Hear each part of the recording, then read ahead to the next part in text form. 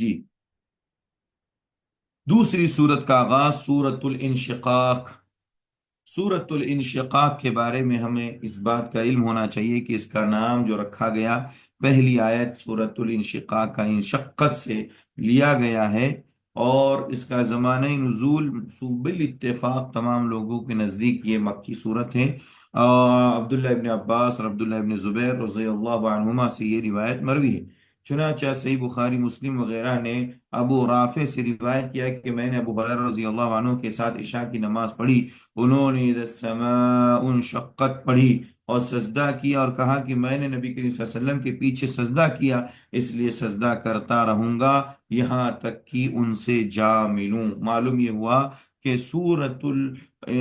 الانشقاق ان صورتوں میں سے جنہیں عشاء کی نماز میں پڑھا جانا چاہیے، نبی کریم صلی اللہ علیہ وسلم پڑھا کرتے تھے، اور حضرت ابو ہریرہ بھی پڑھتے تھے۔ اسی طریقے سے اس میں ایک جگہ پر سجدے تلاوت آئے گا، وہاں سے سجدے تلاوت بھی کرنی ہے، نبی کریم صلی اللہ علیہ وسلم بھی کرتے تھے۔ حضرت ابو ہریرہ کہتے ہیں وہ بھی کرتے رہتے تھے، کہتے تھے کہ وہاں تک کرتا رہوں گا، کوئی انکار کرے تو اس میں کوئی حرج نہیں، لیکن میں کرتا رہوں گا یہاں تک کہ میں اللہ کے نبی سے جا کر کے مل لوں، یعنی مجھے بھی موت آ جائے۔ بہرحال پہلی آیت کریمہ میں اللہ تبارک و تعالی نے فرمایا اذا السماء انشقت۔ اذا مانے جب، السماء کے مانے آسمان، بار بار ہم لوگ پڑھ چکے ہیں۔ انشق انشق انشقاق مانے پھٹنا، انشقت کے مانے پھٹ جانا۔ اذا السماء انشقت، اور جب آسمان پھٹ جائے گا، اور جب آسمان کیا ہو جائے گا؟ پھٹ جائے گا۔ مطلب کیا ہے؟ اللہ تبارک و تعالیٰ کہتا ہے آگے مزید اس کی باتیں انشاءاللہ پانچوں آیتوں کا ترجمہ دیکھ لیجئے پہلے، اس کے بعد اس کی تفسیر ذکر کریں گے۔ اذا السماء انشقت، اور جب آسمان پھٹ جائے گا، وَأَذِنَتْ، اذینہ مانے ہوتا ہے کان لگانا، اور کان لگائے گا یعنی حکم مانے گا، لربها، اپنے رب کے حکم کے لیے کان لگائے گا، وحقت، اور اسے یہی زیبا ہے، وحقت مانے یہی اس کا حق ہے۔ مطلب کیا ہے؟ اللہ تعالیٰ فرماتا ہے کہ اپنے رب کے حکم کو مانے گا، وَأَذِنَتْ لِرَبِّهَا، اپنے رب کے حکم کو مانے گا، وحقت، اور یہ اسی کے لائق ہے، اور یہی لائق ہے اس کے، یعنی اللہ تعالیٰ اسے کہے گا اور وہ اس کے لائق ہو جائے گا۔ وَإِذَا الْأَرْضُ مُدَّتْ، وَإِذَا مانے جب، ارض مانے زمین، مدت مانے پھیلایا جانا، مجھول ہے یہ، مد مد مد مد مدن کے مانے پھیلنا، اور اسی سے مجھول آتا ہے مدہ، یعنی پھیلایا جانا۔ اور زمین جب مدت پھیلا دی جائے گی، مدت پھیلا دی جائے گی، اور زمین جب پھیلا دی جائے گی، وَأَلْقَتْ مَا فِيهَا وَتَخَلَّتْ، القی یلقی القان مانے پھینکنا، وَأَلْقَتْ، اور پھینک دے گی، ہیا کی ضمیر الارض کی طرف لوٹ رہی ہے، وَأَلْقَتْ، اور پھینک دے گی، ماں وہ چیز، فیہا جو اس کے اندر ہے، فیہا کی ضمیر، ہا کی ضمیر الارض کی طرف لوٹ رہی ہے، جو زمین کے اندر ہے، جو زمین کے اندر ہے اس کو وہ پھینک دے گی۔ وَتَخَلَّتْ، تخلّى يتخلّى کے معنی ہوتا ہے خالی ہونا، خالی ہونا، اور وہ خالی ہو جائیں گی، وَتَخَلَّتْ، اور خالی ہو جائے گی۔ کیا مطلب ہے؟ اللہ کہتا ہے کہ جب زمین پھیلا دی جائیں گی اور اپنے اندر کی تمام چھپی ہوئی چیزوں کو باہر نکال پھینکیں گی، وَتَخَلَّتْ، اور پوری طریقے سے خالی ہو جائیں گی۔ وَأَذِنَتْ لِرَبِّهَا وَحُقَّتْ، وَأَذِنَتْ لِرَبِّهَا کا وہی مفہوم ہے جو آیت نمبر 2 میں ذکر کیا گیا، ہاں، لیکن یہاں پر جو ہے فاعل وَأَذِنَا کا ہیا ضمیر لوٹ رہی ارض کی طرف، اور دوسری آیت میں ادینہ میں ہیا کی ضمیر سما کی طرف لوٹ رہی تھی۔ وَأَذِنَتْ، اور وہ کان لگائی ہوئی ہیں، لربها، اپنے رب کے لیے، یعنی اپنے رب کے حکم کو سننے کے لیے، وحقت، اور یہی اس کے لائق ہیں۔ یعنی اللہ تعالیٰ نے زمین کے بارے میں کہا کہ زمین اپنے رب کی طرف متوجہ ہیں، اپنے رب کی طرف متوجہ ہیں، اپنے رب کا حکم مانے گی، اور یہی اس کے لائق ہیں۔ جب اللہ کا حکم ہوگا فوراً وہ اپنے اندر کے تمام چیزوں کو، خزانوں کو، مردوں کو نکال کر باہر پھینک دے گی، وہ تخلت، اور خالی ہو جائے گی، وَأَذِنَتْ لِرَبِّهَا وَحُقَّتْ، اور یہی اس کے لائق ہیں کہ وہ اپنے رب کا حکم مانے۔ تو 5 آیتوں کی تفسیر میں مفسرین کہتے ہیں اللہ تعالیٰ نے یہاں سے اذا السماء انشقت سے وحقت تک، آیت نمبر 5 تک، باس بعد الموت یعنی مرنے کے بعد دوبارہ زندہ کیا جانا، اس کی حقیقت کو بتایا ہے، اور کہا ہے کہ جب آسمان اپنے رب کے حکم کو سنتے ہی پھٹ جائے گا، یعنی قیامت کے دن، قیامت کے دن کے بارے میں یہ بات ہو رہی ہے کہ جب اللہ تبارک و تعالیٰ کے حکم کو سنتے ہی آسمان پھٹ جائے گا، اس کے ٹکڑے ٹکڑے ہو جائیں گے، ستارے بکھر جائیں گے، شمس و قمر کی روشنی غائب ہو جائے گی، سورج اور چاند کی روشنی ختم ہو جائے گی، اور وَأَذِنَتْ لِرَبِّهَا وَحُقَّتْ، آسمان اللہ کے حکم کی تابع داری کے لیے بالکل تعینات ہے کہ جب اس کو حکم ہوئے فوراً وہ اس کے لائق ہو جائیں اور فوراً پھٹ جائے۔ وَأَذِنَتْ وَإِذَا الْأَرْضُ مُدَّتْ، اور جب زمین پھیلا دی جائے گی، یعنی جب زمین تیزی کے ساتھ ہلنے لگے گی، اس پر موجود پہاڑ، مکانات اور دیگر تمام چیزیں ختم ہو جائیں گی، اور زمین ایک چٹیل میدان بن جائے گی، جیسا کہ سورہ طٰہٰ میں بھی اللہ رب العزت نے اس کی طرف اشارہ کیا، فَيَذَرُوهَا قَاعًا صَفْصَفًا لَا تَرَى فِيهَا عِوَجًا وَلَا أَمْتًا، زمین اپنے تمام خزانوں کو وَأَلْقَتْ مَا فِيهَا وَتَخَلَّتْ، اور القت مانے پھینک دے گی وہ ساری چیزیں جو زمین کے اندر ہیں، وَتَخَلَّتْ اور خالی ہو جائیں گی، یعنی اپنے تمام خزانوں کو، اس میں بہت سارے خزانے ہیں زمین کے اندر، معدنیات ہیں، خزانے ہیں، سونے ہیں، اور سونے کے خزانے ہیں، پتھروں کا ہے، اور اسی طریقے سے کوئلے کا خزانہ ہے، اور اور بہت سارے معدنیات ہیں، دھاتیں، تمام خزانوں کو باہر نکال پھینکیں گی، اور جو باہر نکلیں گے اسی طریقے سے مردوں کو باہر پھینکیں گے، چونکہ ہم وفات پانے والے شخص کو زمین کے اندر ہی دفن کرتے ہیں، تو وہ قیامت کے دن سارے کے سارے مردوں کو باہر پھینک دیں گی، اور ان سے بالکل خالی ہو جائے گی، اس کے اندر کچھ بھی باقی نہیں رہے گا، بالکل ہلکی ہو جائے گی۔ زمین اپنے رب کے حکم کو ماننے کے لیے، سر تسلیم خم کرنے کے لیے بالکل تیار ہیں، اور وہ ایسا ہی کریں گی کیونکہ وہ رب کے حکم کی سرتابی نہیں کرتی، کبھی رب کے حکم کا انکار نہیں کرتی۔ مفسرین نے مزید ایک بات لکھی ہے وَآذِنَتْ لِرَبِّهَا وَحُقَّتْ میں، کہا کہ یہ دوبارہ کیوں لے کر کے آئے، ایک بار تو اوپر لے کر کے آئے آسمان کے بارے میں ذکر کرتے ہوئے، پھر زمین کا تذکرہ ہوا تو پھر لے کر آئے، کہتے ہیں کیوں؟ کہتے ہیں تکرار سے مقصود انسانوں کے دل و دماغ میں یہ بات بٹھانی ہے۔ یہ بہت پوائنٹ کی بات ہے، ذرا غور سے سنیے، اور اس کو آپ خاص طور پہ اپنی نوٹ بک میں لکھ لیجیے، یہ بہت بڑی بات اللہ رب العزت کے کلام سے مفسرین ذکر کر رہے ہیں۔ کہتے ہیں کہ دو دو بار وَأَذِنَتْ لِرَبِّهَا وَحُقَّتْ جو ذکر کیا ہے، کہتے ہیں اس سے مقصود کیا ہے؟ مقصود انسانوں کے دل و دماغ میں یہ بات بٹھانا ہے کہ آسمان و زمین ہر دو رب ذوالجلال کی قدرت اور مشیت اور اس کے قہر و جلال کے دائرے سے ایک لمحے کے لیے بھی خارج نہیں ہے۔ اللہ اکبر۔ اور قرآن کہتا ہے آسمان پھٹ جائے گا، زمین اپنے اندر کی تمام خزانوں کو نکال کر خالی ہو جائے گی، بالکل ہلکی ہو جائے گی۔ کیا مطلب ہے؟ یعنی یہ لوگ اللہ تبارک و تعالیٰ کی قدرت اور مشیت، اللہ کی ذات اور اس کے قہر اور جلال کے دائرے سے ایک لمحے کے لیے بھی یہ باہر اور خارج نہیں ہو سکتے۔ تو جس مخلوق کو اللہ تعالیٰ نے اتنا مضبوط، اتنا بڑا بنایا ہو، اور ان مخلوقات کے اندر مخلوقات کو پیدا کیا، آسمان و زمین کی تخلیق کتنی بڑی چیز ہے، اللہ نے اس کے لیے 6 دن لیے، 6 دن اللہ تبارک، جبکہ اللہ کی قدرت کیا ہے؟ کن فیکون، ترتیب بتانے کے لیے، دنیا کو میسج اور پیغام دینے کے لیے، اتنی بڑی کائنات اللہ نے بنائی، ان کائنات کے اندر اللہ نے آسمان و زمین کو بنایا۔ اب آپ دیکھیے بار بار جہاں پر بھی اللہ کی قدرت کا تذکرہ ہوگا قرآن میں، جہاں پر آسمان کا تذکرہ ہوگا، زمین کا تذکرہ، کیوں اللہ کیوں بتاتا؟ اسی لیے جو مفسرین نے بات ذکر کی کہ یہ اتنی بڑی بڑی مخلوقات اللہ کی اتنی بڑی بڑی مخلوقات، یہ اللہ کے قہر اور جلال اور اللہ کی قدرت کے دائرے سے ایک لمحے کے لیے، ایک سیکنڈ نہیں، ایک لمحے کے لیے بھی یہ اللہ کی قدرت سے باہر نہیں جا سکتے۔ تو اے انسان، اللہ یہ پیغام دینا چاہتا ہے، اے انسان،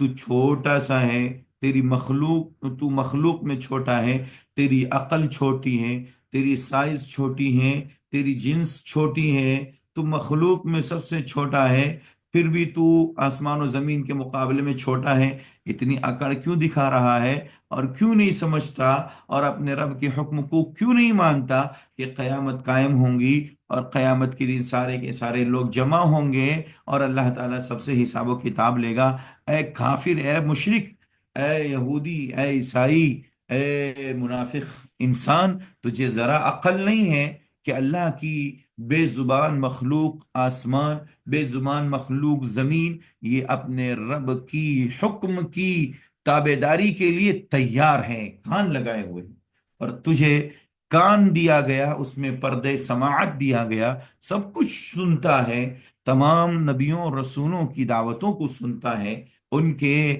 وارثین کی باتوں کو سنتا ہے، ان کے اوپر نازل ہونے والی کتابوں کو سنتا ہے، پھر بھی تو ایمان نہیں لاتا ہے انسان، تو کتنا گرا ہوا ہے، تجھے عقل نہیں ہے کہ تجھے ایمان لانا چاہیے اور اپنے رب کی حکم کو مان لینا چاہیے۔ مفسرین نے یہ بات بڑی پیاری ذکر کی کہ اللہ تعالیٰ کی قدرت سے ایک لمحے کے لیے اتنی بڑی بڑی مخلوقات کبھی ایک لمحے کے لیے باہر نہیں جا سکتی، نکل نہیں سکتی، تو انسان تو کیسے بھاگ سکے گا؟ تو اللہ تعالیٰ یہ پیغام اور میسج دینا چاہ رہا ہے ہم سب کے لیے، اس میں بہت سی باتیں ہیں اور عبرت و نصیحت کی باتیں ہیں۔ اس کے بعد اللہ فرماتا ہے، یا ایوہ الانسان، اے انسان، انکا بے شک تو، قادح، قدح مانے ہوتا ہے محنت کرنا، مشقت کرنا، قادح مشقت کرنے والا ہے، کرنے والا ہے، الی ربک اپنے رب کی طرف، قدحا، قدح سے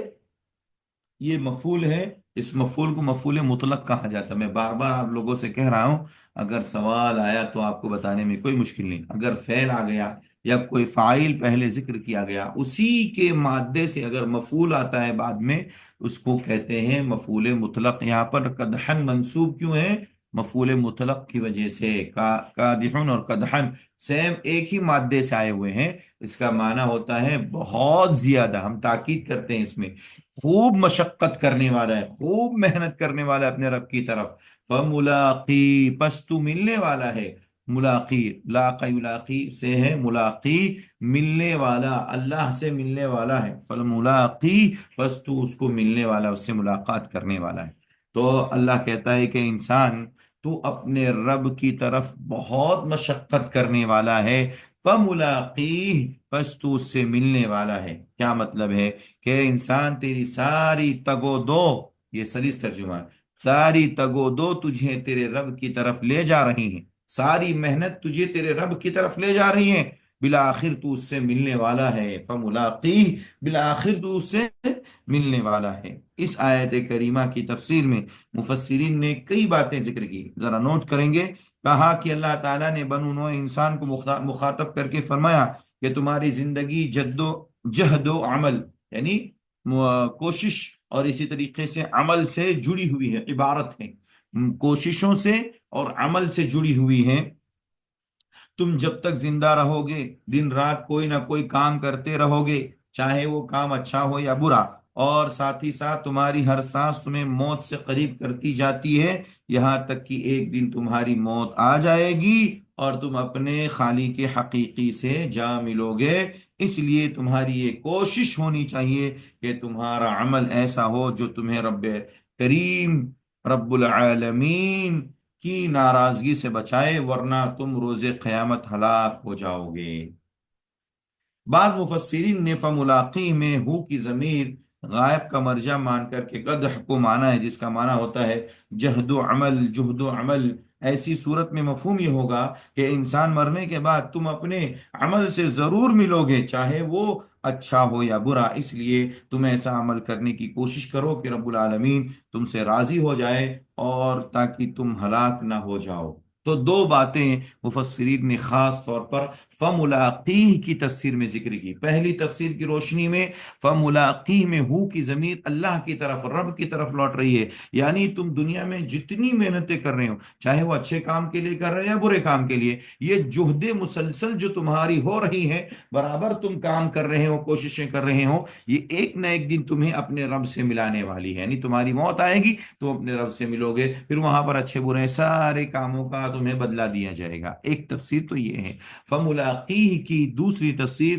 ہو کی ضمیر قدحن کی طرف لوٹا کر کے بتایا کہ تمہاری یہ جو کوششیں ہیں اچھے برے کام کے لیے، دنیا میں جو کچھ بھی تم نیکیاں کرتے ہو، جو کچھ بھی برائیاں کرتے ہو، یہ تم کرتے رہتے ہو، پھر ایک دن آئے گا فملاقی، تم پھر اس قدح سے مل لو گے، اس کوشش، اس کام سے، اس عمل سے ملو گے جو عمل تم دنیا میں کرتے تھے۔ تو فملاقی میں حس ضمیر کہاں پہ لوٹ رہی؟ عمل کی طرف، قدح کی طرف۔ تو دونوں آیتوں کی تفسیر میں مفسرین نے باتیں ذکر کی ہیں، اس کو نوٹ کر لیجئے اور اچھی طریقے سے کہ فملاقی کی ضمیر اگر اس کی طرف لوٹیں گی تو یہ معنی ہوگا، اور اگر قدح کی طرف لوٹیں گی تو یہ معنی ہوگا۔ جی، تو اللہ نے کہا کہ تمہیں مسلسل مشقت کرنے، کوشش کرنے کا موقع دیا گیا، دنیا میں تم کوششیں کر رہے ہو، اور جو مسلسل محنت کر رہے ہو، نیکیاں کر رہے ہو، نیک اعمال کر رہے ہو، لیکن یاد رکھنا اللہ کہتا ہے ایک نہ ایک دن اللہ سے تو ملاقات کرنا ہی ہے۔ فَأَمَّا مَنْ أُوتِيَ كِتَابَهُ بِيَمِينِهِ، بس رہا وہ شخص، لیکن اما کے معنی لیکن، من جو، اوتیا عطیاتی معنی دینا، اوتیا دیا جانا، کتابہ کتاب کہتے ہیں نام اعمال کو، بس جو شخص دیا جائے گا اس کا نام اعمال بیمینہ، یمین مانے داہنا، اس کے داہنے ہاتھ میں، بس وہ شخص جسے داہنے ہاتھ میں اس کا نام اعمال دیا جائے گا، فسوف یحاسب حسابا یسیرا، فاپس کے معنی میں تو، سوف عن قریب، یحاسب، حاسب یحاسب مانے حساب لیا جانا، حساباً اسی سے مصدر ہے حساب، یسیراً مانے آسان، اور تو فسوف تو عن قریب، یحاسب حسابا یسیرا، وہ اللہ تبارک و تعالی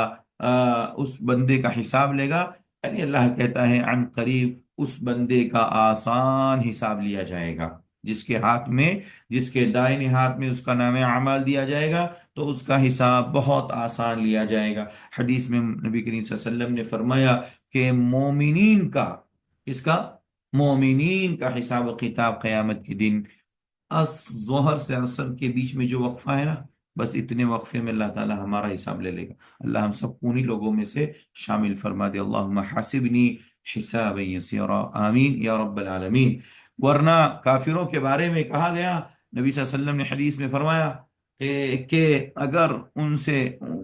سے سختی کے ساتھ پوچھا جائے گا، من نوقش عذب، جیسا کہ حدیث میں حضرت عائشہ کی روایت میں کہا گیا کہ جس کے بارے میں چھان بین کی گئی، یہ کیوں کیا تھا، یہ کیوں نہیں کیا تھا، تو پھر اس عذب، اللہ کے نبی فرماتے ہیں اسے عذاب دیا جائے گا۔ تو بہرحال اس کے دائیں ہاتھ میں نام اعمال دیا جائے گا، اس کا حساب آسان لیا جائے گا۔ وَيَنْقَلِبُ إِلَىٰ أَهْلِهِ مَسْرُورًا، انقلب ینقلب، الا کے معنی ہوتے ہیں لوٹنا، پلٹ کر جانا، اور وہ لوٹ کر کے جائے گا الی اہلہ، اپنے اہل کی طرف، یعنی اپنے گھر والوں کی طرف، مسرورن مانے خوشی خوشی، اپنے گھر والوں کی طرف خوشی خوشی جائے گا۔ ظاہر سی بات ہے اتنی بڑی کامیابی ملے گی، داہنے ہاتھ میں اسے نام اعمال ملے گا، اس سے بڑی خوشی کی بات کچھ بھی نہیں ہوگی۔ اور وہ جیسا کہ قرآن کی دوسری آیت میں سورۃ الحاقہ میں کہا گیا کہ وہ کہتا پھرے گا، لوگوں سے کہے گا ہاں اقرؤوا کتابی، اے دیکھو یہ میرا قرآن نام اعمال، سب لوگوں کو دکھائے گا مجھے دائیں ہاتھ میں ملا اور یہ میرا نام اعمال ہے، دیکھو مجھے آج جنت میں جانے کا موقع مل گیا، یہ بہت بڑی خوشی کی بات ہوگی۔ وَيَنْقَلِبُ إِلَىٰ أَهْلِهِ مَسْرُورًا، وہ اپنے اہل میں خوش ہوگا، لوٹے گا خوشی خوشی۔ وَأَمَّا مَنْ أُوتِيَ كِتَابَهُ وَرَاءَ ظَهْرِهِ، اور رہا وہ شخص جس کے نام اعمال کو وراء ظہری، ورا مانے پیچھے، ظہر کے مانے پیٹھ، جس کے پیٹھ پیچھے سے یعنی بائیں ہاتھ میں دیا جائے گا، پیٹھ پیچھے سے دیا جائے گا، فسوف یدعو ثبورا، سوف مانے عن قریب، یدعو مانے پکارے گا، دعا یدعو مانے پکارنا، یدعو پکارے گا، ثبورن کے مانے ہلاکت، بربادی، موت، فسوف يدعو ثبورا، تو وہ ہلاکت کو پکارے گا، آواز لگائے گا، ہائے میری تباہی، ہائے میری بربادی۔ قرآن نے دوسرے مقام پر سورۃ الحاقہ میں کہا وَأَمَّا مَنْ أُوتِيَ كِتَابَهُ بِشِمَالِ، بس فیقول ہاؤم اقرؤوا کتابیہ، دیکھیں یہ ہلاکت یہی ہے، فیقول ہاؤم اقرؤوا کتابیہ انی ہاں واما من اوتی کتابہ بشمالی فیقول یا لیتنی، ہاں فیقول یا لیتنی لم اوت کتابیہ، یا لیتنی کاش کی مجھے دیا ہی نہیں جاتا، لم اوت کتابیہ آج نام اعمال میرے ہاتھ میں دیا ہی نہیں جاتا، بائیں ہاتھ میں کیوں دیا گیا، یہ افسوس کرے گا قیامت کے دن۔ وہ اسی کی طرف اللہ کا یہاں پر اشارہ ہے کہ فسوف يدعو ثبورا، وہ ہلاکت کو آواز دے گا، وَيَصْلَى سَعِيرًا، اور صلی اسلام نے داخل ہونا، اور سعیر کے معنی دہکتی ہوئی بھڑکتی ہوئی آگ، سعیر جہنم کی آگ کو کہتے ہیں۔ وَيَصْلَى سَعِيرًا، ظاہر سی بات ہے جب اس کے بائیں ہاتھ میں اس کے نام عمل کو دیا جائے گا، اس جہنمی کو بائیں ہاتھ میں دیا جائے گا، اس کی بنیاد پر وہ جہنم میں بھڑکتی ہوئی آگ میں داخل ہوگا۔ وَيَصْلَى سَعِيرًا، وہ جہنم کی آگ میں داخل ہوگا۔ إِنَّهُ كَانَ فِي أَهْلِهِ مَسْرُورًا، إِنَّهُ بے شک وہ کانا تھا، فی مانے میں، اہلی ہی اپنے اہل میں، اپنے گھر والوں میں، مسرورن مانے بہت خوش، پہلے یعنی اللہ کہتا انہو بے شک وہ اپنے گھر میں مسرور تھا، خوش تھا، یعنی دنیا کی زندگی میں بڑی موج کی اس نے، بڑی مستی کی، بڑی بڑی اس کو اللہ کی نعمتوں پر ناز تھا، اور دنیا کے اندر عیش و عشرت کی زندگی گزارتا رہا۔ اللہ تعالیٰ نے رسول بھیجا، نبی بھیجا، اور قرآن بھیجا، سمجھنے کے لیے کتابیں بھیجی، لیکن وہ اس پر ایمان نہیں لایا، اور اپنی زندگی میں بڑا مست تھا، بڑے اپنی دنیا کی زندگی میں بڑا خوش تھا۔ اللہ کہتا آج تجھے اس کا بدلہ دیا جا رہا ہے جس پر تو اترا رہا تھا۔ ہاں انہو ظن ان لن یحور، انہو مانے بے شک وہ، ظن مانے گمان کرنا، اس نے گمان کر رکھا تھا، اس نے سمجھ رکھا تھا، ان کے مانے کی، لن مانے ہرگز نہیں، یحور حار یحور مانے لوٹنا، ہرگز نہیں لوٹے گا، یعنی اس کو یہ گمان تھا، اس نے یہ سمجھ رکھا تھا کہ وہ کبھی نہیں اٹھایا جائے گا، کبھی دوبارہ زندہ نہیں کیا جائے گا، یہی دنیا کی زندگی، اسی میں مر مٹ جانا ہے، ختم ہو جانا ہے، یہی اصل زندگی ہے، وہ یہ سوچتا تھا۔ بلا، اللہ کہتا کیوں نہیں، ان ربہ، ان مانے بے شک، ربہ اس کے رب نے، کانا اس کا رب تھا، بھی بھی اس کے تعلق سے، بھی اس کے تعلق سے یا اس کے اوپر، بصیرن مانے دیکھنے والا، نگراں یا نگاہ رکھا ہوا تھا۔ ان بلا کیوں نہیں، ان ربہ بے شک اس کا رب، کانا تھا، بھی اس کے اوپر، بصیرن مانے نگاہ رکھنے والا، اللہ اس کے رب، اس کا رب اس کے اوپر نگاہ رکھنے والا تھا، یعنی اللہ نے ایسا نہیں اس کو چھوڑ دیا تھا کہ وہ دنیا میں جیسی زندگی گزارنا چاہتا ہے ویسی زندگی گزار لے۔ اللہ کہتا ہے نہیں، بھلا کیوں نہیں، اس کا رب اسے اپنی نگاہ میں رکھا ہوا تھا، اس کی ہر ہر حرکت کو، اس کی ہر ہر چیز کو اللہ تبارک و تعالی نوٹ کر رہا تھا، ہر ہر عمل کو اللہ رب العزت نے فرشتے کے ذریعے سے نامہ اعمال میں لکھوا لیا تھا، تاکہ یہ حجت قائم ہو سکے قیامت کے دن، اور اس کے بعد اس کی بنیاد پر اسے جہنم رسید کیا جائے۔ تو اللہ نے فرمایا وہ گمان کر رکھا تھا، وہ کافر، وہ مشرک انسان، وہ گمان کر رکھا تھا کہ اللہ یحور کبھی نہیں اٹھے گا، کبھی نہیں لوٹایا جائے گا، کبھی اسے زندہ نہیں کیا جائے گا، یہی دنیا کی زندگی ہے۔ اللہ کہتا ہے نہیں، بھلا کیوں نہیں اٹھائے جاؤ گے۔ اس کا رب مسلسل اس کے اوپر نگاہ رکھے ہوئے تھا، اس کی زندگی میں کیا کیا ہوا سب اللہ رب العزت نے نام اعمال میں درج کرا لیا ہے۔ یہاں تک ہم آج کے درس میں پڑھیں گے، باقی باتیں انشاءاللہ اگلے درس میں، اور اس کے بعد سورۃ المطففین بھی کل کے درس میں انشاءاللہ پڑھیں گے۔ اللہ سے دعا ہے اللہ ہم سب کو عمل کی توفیق عطا فرمائے، وصلی اللہ علی نبینا محمد وعلی آلہ وصحبہ وسلم، والسلام علیکم ورحمۃ اللہ وبرکاتہ۔